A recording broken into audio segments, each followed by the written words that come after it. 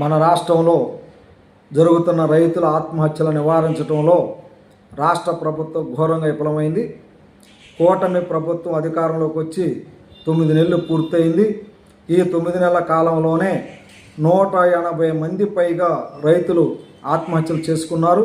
ఇందులో 90% మంది కౌలు రైతులు.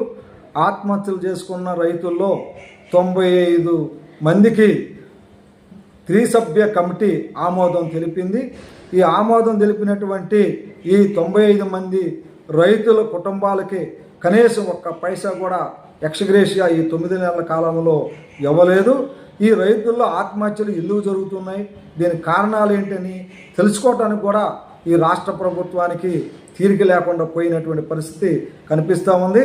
మన రాష్ట్రంలో మరి భారీ వర్షాలు, వరదలు, తుఫాన్లు, మరోవైపు వర్షాభావ పరిస్థితుల వల్ల లక్షలాది ఎకరాల్లో పంటలు దెబ్బతిన్నాయి.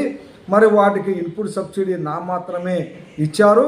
అది కౌలు రైతులకైతే అది కూడా దక్కనటువంటి స్థితి మనకు కనిపిస్తూ ఉంది.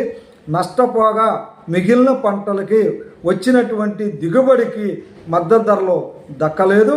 కనీసం ప్రభుత్వం ఆ మద్దతు ధరలకు ప్రకారం కొనుగోలు చేయడానికి కూడా సిద్ధపడినటువంటి పరిస్థితి కనిపిస్తూ ఉంది.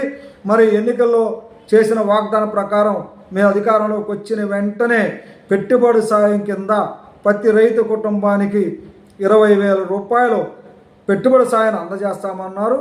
కౌలు రైతులకు కూడా ఇస్తామని చెప్పారు. అది ఇంతవరకు జాడలేనటువంటి పరిస్థితి కనిపిస్తూ ఉంది. నష్టపోయిన పంటలకి బీమా పరిహారం ఇవ్వలేదు. ఇచ్చిన ఇన్పుట్ సబ్సిడీ కూడా నామమాత్రంగా అందింది.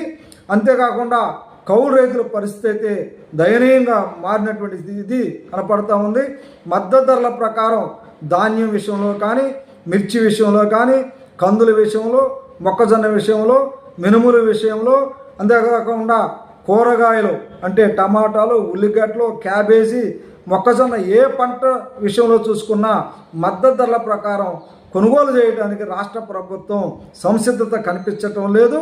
దీనివల్ల రైతులు తీవ్రంగా నష్టపోతూ ఉన్నారు.